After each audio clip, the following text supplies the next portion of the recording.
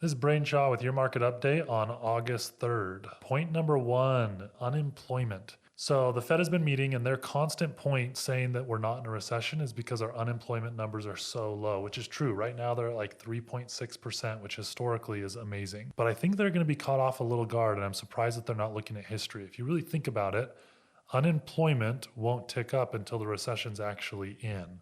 I think a much more accurate number is to look at job openings.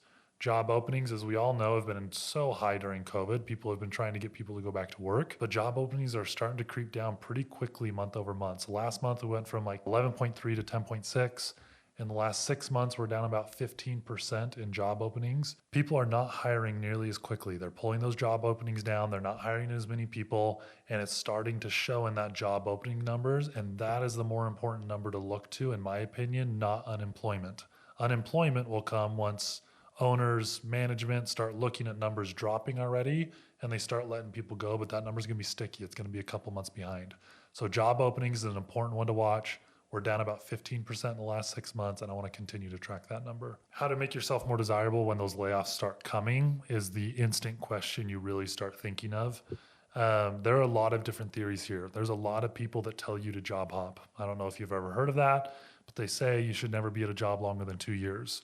As an employer, I don't like that, obviously. I like culture, keeping people here, but there are a lot of people that will say the quickest way to increase your salary is to job hop. You can get a 5% raise if you stay at a company. You can get a 10, 15, 20% raise if you jump company to company. In a recession, in my opinion, it's the opposite. I mean, we have 40 people inside this company, and we look at these kind of numbers. Yeah, it's the most expensive people that have been here 6 months that are probably going to be looked at the most closely when job cuts need to happen.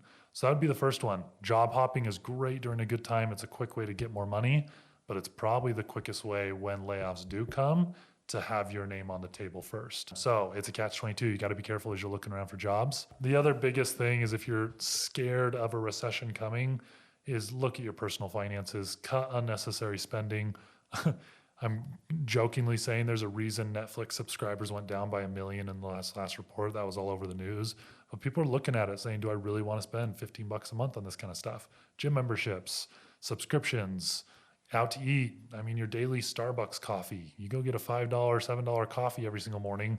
That adds up to a couple $100 a month. So there's a lot of ways that you can cut costs and then use those savings to get an emergency fund. That'd be the first thing I do. Everyone should have 3 to 6 months set aside in a money market or somewhere that is quickly accessible that you can live for 3 to 6 months until you find your next job. That eases your stress. You can sleep better at night. Who cares about inflation? If you can sleep better at night and it matters and you have that money, it is well worth it. So cut costs, set aside an emergency fund so that you're not super stressed, and then just find every skill you can in your current job, no matter what job you are. Make yourself more valuable, learn more, and be smarter than the person next to you, and that will seriously help. Point number 2, purchases. I like to track this one a lot right now. The market is moving a whole bunch. Last month, we just got our mortgage application data, so they track the total number of applications taken every single month, and we're only down 1% from June to July. Not too big of a drop. Home purchases are down 14% this year, which 14% is a drop. We're feeling it, but overall, we're up 2% in interest rates. We've definitely felt the shift. To hear that 14% number is actually a little bit of a sigh of relief, in my opinion. That is not as bad as I thought it was going to be, and that data came out today as well. Why am I encouraged by 14%? In all honesty, it just feels a lot worse. Like, I talk to realtors every single day, borrowers every single day. Everyone thinks doomsday's coming. I'm seeing $50,000, $60,000, $70,000 price cuts on homes, which is crazy. We should not be cutting that much. In a normal market, let's say 2018, 2019, if your home was on the market for a month, you'd cut it $10,000.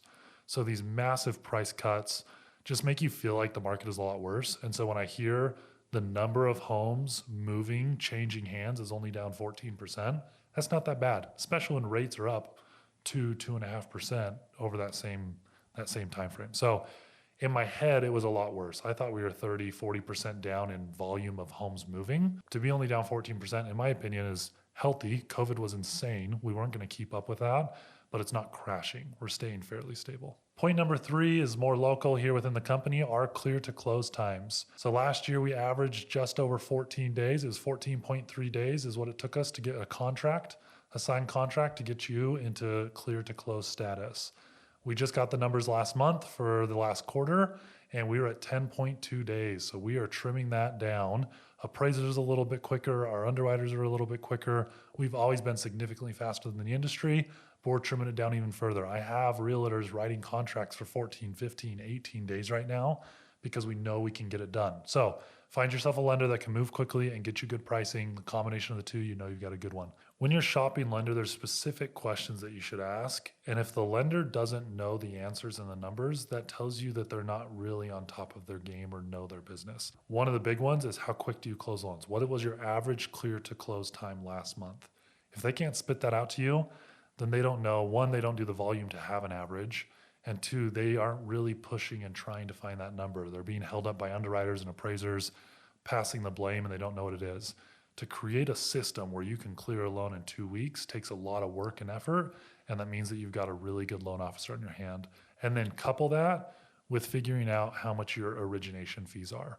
You should not be paying origination fees. If you want to pay points, that's one thing. But shop around. There's a big difference from lender to lender. Find a good deal. I mean, when people come to me in shopping, most lenders get mad. They're like, why are you shopping? What are you doing?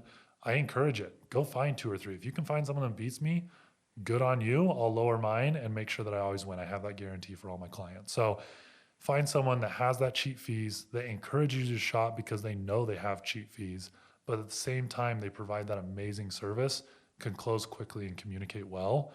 That's a rarity. That's a unicorn in the mortgage world. It's hard to find, but when you do find it, you've got a good lender. So this is Braiden Shaw with your market update on August 3rd.